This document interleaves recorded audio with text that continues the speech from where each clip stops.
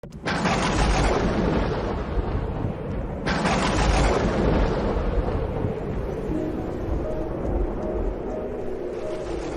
Seigneur soit avec vous. Et avec votre esprit. Évangile de Jésus-Christ selon saint Marc. Gloire à toi, Seigneur.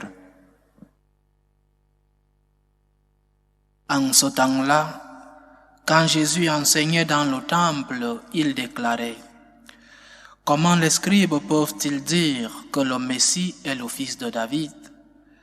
David lui-même a dit, inspiré par l'Esprit Saint: Le Seigneur a dit à mon Seigneur, siège à ma droite, jusqu'à ce que j'aie placé tes ennemis sous tes pieds. David lui-même le nomme Seigneur. D'où vient alors qu'il est son fils? Et la foule nombreuse l'écoutait avec plaisir. Acclamons la parole de Dieu. Louange à toi, Seigneur Jésus. Dans notre méditation d'hier, nous parlions du concept de commandement qui, dans notre société, est en train d'être supprimé. Dans notre société, parler de commandement, c'est une offense, c'est une provocation, surtout dans la sphère morale. Qui es-tu pour me dire ce que j'ai à faire? Je choisis ou alors moi-même je décide ce qui est bien et ce qui est mauvais pour moi selon mes circonstances. Et rien d'extérieur ne doit me dire ce que j'ai à faire. Dans cette société sécularisée, nous avons perdu le concept de devoir moral. L'esclavagisme des passions nous a envahis. Je fais ce que mon corps me demande. Si j'aime, je le fais. Les passions nous ont esclavagisés et nous sommes devenus des personnes sans lumière. Nous avons tué la lumière de nos consciences. Nous avons tué le messager. Et le messager, dans la sphère morale, c'est Jésus-Christ. Le messager, c'est le Christ. C'est lui qui nous dit et qui doit nous dire ce que nous devons faire dans la sphère morale. C'est le Christ qui est le chemin, qui est la vérité et qui est la vie. C'est lui qui est le chemin qui nous conduit à la vie, la vraie vie. C'est avec le Christ que nous obtenons la vraie liberté. C'est avec le Christ que nous avons la lumière pour pouvoir distinguer ce qui est bien et ce qui est mauvais. Et le Christ vit dans nos consciences cette voix que nous avons ou alors que nous voulons éteindre dans nos consciences. C'est la voix non seulement de la morale naturelle, mais aussi la voix du Seigneur, la voix de la révélation. Pourquoi dois-je respecter les commandements du Christ? Parce qu'il est Dieu, parce que le Christ est Dieu, parce que Dieu est supérieur à moi. Et les commandements, les obligations que je dois respecter, c'est Dieu qui me les a transmis. Parce que c'est Dieu, je respecte ses commandements.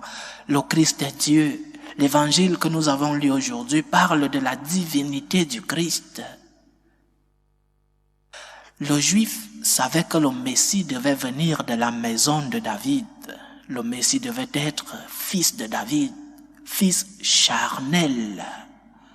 Le Christ devait sortir, le Messie devait sortir de la maison de David. Et Jésus est en train de leur dire que oui, le Christ vient de la maison de David comme homme, mais qu'il est au-dessus de l'humanité de David, que le Christ vient de Dieu. Le Christ est d'abord fils de Dieu avant d'être né de la maison de David. Le Christ est Dieu. C'est lui qui nous donne les commandements. C'est lui qui nous donne la lumière de pouvoir distinguer le bien du mal.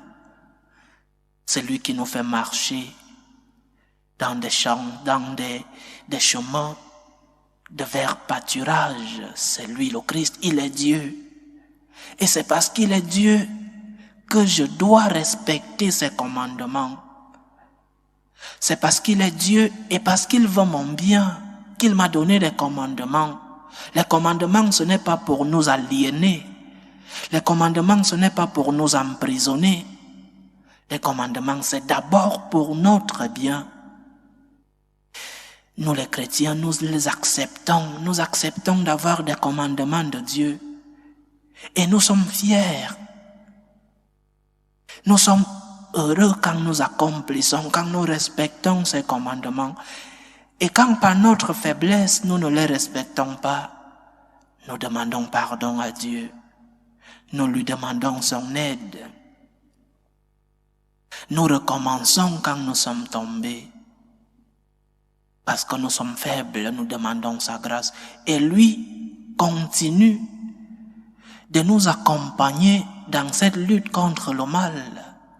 Il continue d'être avec nous. Mais nous devons lui dire, Seigneur, je suis faible. Seigneur, je veux respecter tes commandements. Aide-moi. N'éteignons pas la lumière des consciences. Ne tuons pas le messager qui est le Christ. Et nous tuons le messager quand nous disons, par exemple, que rien d'extérieur à moi ne doit me dire ce que je dois faire. Quand nous disons que l'Église, c'est pour les aliénés, l'Église, c'est pour ceux-là qui n'ont pas de conscience, non. C'est justement parce que nous avons une conscience que nous venons à l'Église pour que le Seigneur nous l'éclaire. C'est parce que nous venons chercher la lumière du Christ que nous venons à l'Église. Ce n'est pas parce que nous sommes des aliénés, non. C'est parce que nous sommes de vrais, parce que nous sommes vraiment libres que nous venons à l'Église.